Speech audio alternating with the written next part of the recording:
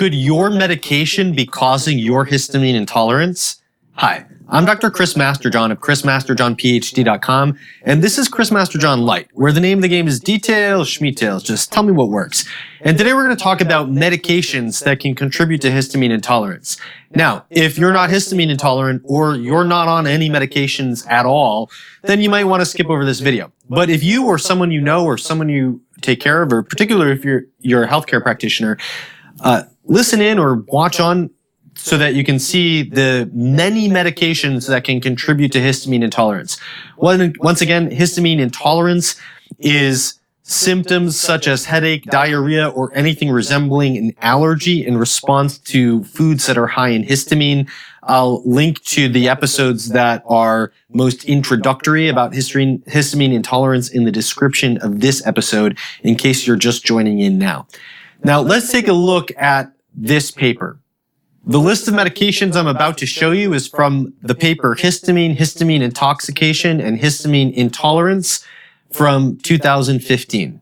In this paper, there is a very long list of medications that can decrease DAO activity, which prevents you from clearing histamine, drugs that can liberate histamine, causing you to produce more histamine, and then some drugs that interfere with vitamin B6, which is an important cofactor for diamine oxidase, again, the enzyme that helps you clear the histamine. So here we have several of the antiarrhythmics. We have a number of antibiotics. We have one of the painkillers, metamizole. We have antidepressants, psychiatric medications, and listing them here. We have antiemetics, antihistamines, antihypertensive drugs, antimalarials, bronchodilators, diuretics, mucolytics, muscle relaxants, and antiseptics.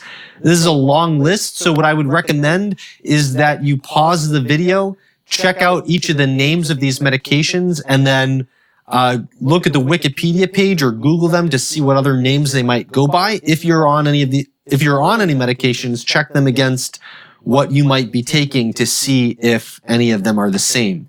Then there's a number of painkillers, antiphlogistics, antibiotics, antihypotensives, antihypertensives. So basically drugs that can increase or decrease your blood pressure. Antitussives, cytostatics, diuretics, iodine-containing contrast medium, local anesthetics, muscle relaxants, narcotics, anesthetics. Again, pause the video and look at the list, double check the names to see if it corresponds to anything that you're on. These are the histamine liberators. And then there's a much smaller list of drugs that can inactivate vitamin B6.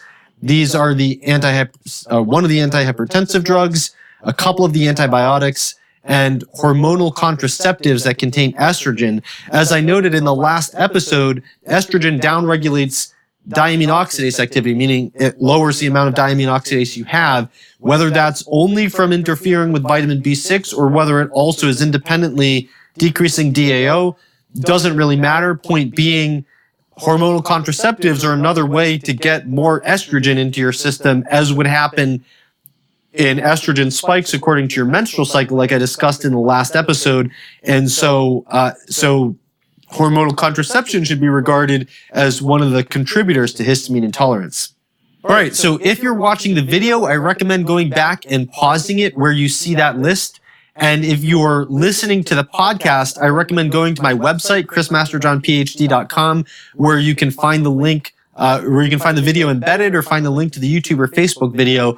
Go to the video, pause the list, pause it where you see the list and see if any of those categories of drugs might be something you're taking. If you are, double check the specific names against the commercial names they go by through Wikipedia or just Googling it and see if that corresponds to anything you're taking.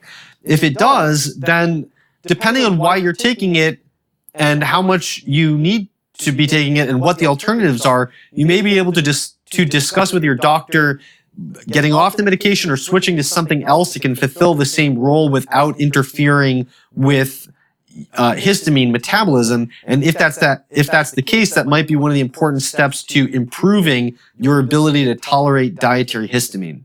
This episode is brought to you by Ancestral Supplements Living Collagen. Our Native American ancestors believed that eating the organs from a healthy animal would support the health of the corresponding organ of the individual. Ancestral Supplements has a nose-to-tail product line of grass-fed liver, organs, living collagen, bone marrow, and more, all in the convenience of a capsule. For more information or to buy any of their products, go to ancestralsupplements.com. This episode is brought to you by Ample. Ample is a meal in a bottle that takes a total of 2 minutes to prepare, consume, and clean up.